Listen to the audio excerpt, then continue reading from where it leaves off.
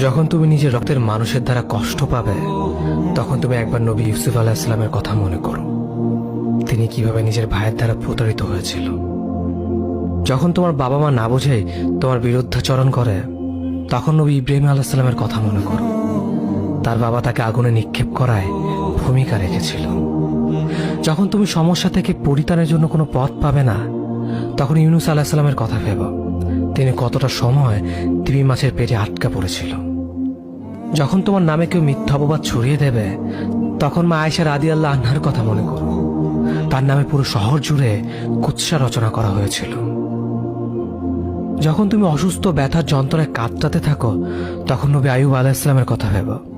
তিনি ভয়ঙ্কর এক ভাইরাসজনিত রোগে আক্রান্ত হয়ে তোমার থেকে বেশি কষ্ট পেয়েছিল। যখন তুমি দিনের কোনো বিধান নীতিতে যুক্তি খুঁজে পাও না, তখন নবী নূহ আলাইহিস সালামের কথা ভেবো। তিনি কোনো প্রশ্ন ছাড়াই মরুভূমিতে নৌকা তৈরি করেছিল।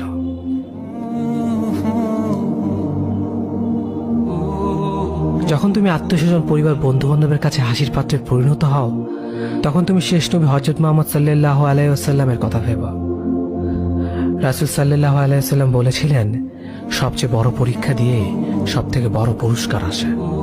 যখন আল্লাহ কাউকে ভালোবাসেন, তখন তাকে পরীক্ষা করেন, এবং যে এই পরীক্ষাগুলো মেনে নেয়, সে আল্লাহর সন্তুষ্টি অর্জন করে। আর যে অভিযোগ করে, সে তার ক্রোধের পাত্র হয়।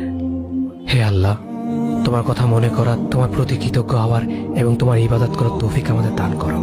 আমিন। যেভাবে তুমি সন্তুষ্ট হও, সেভাবেই আমাদের পরিচালিত করো।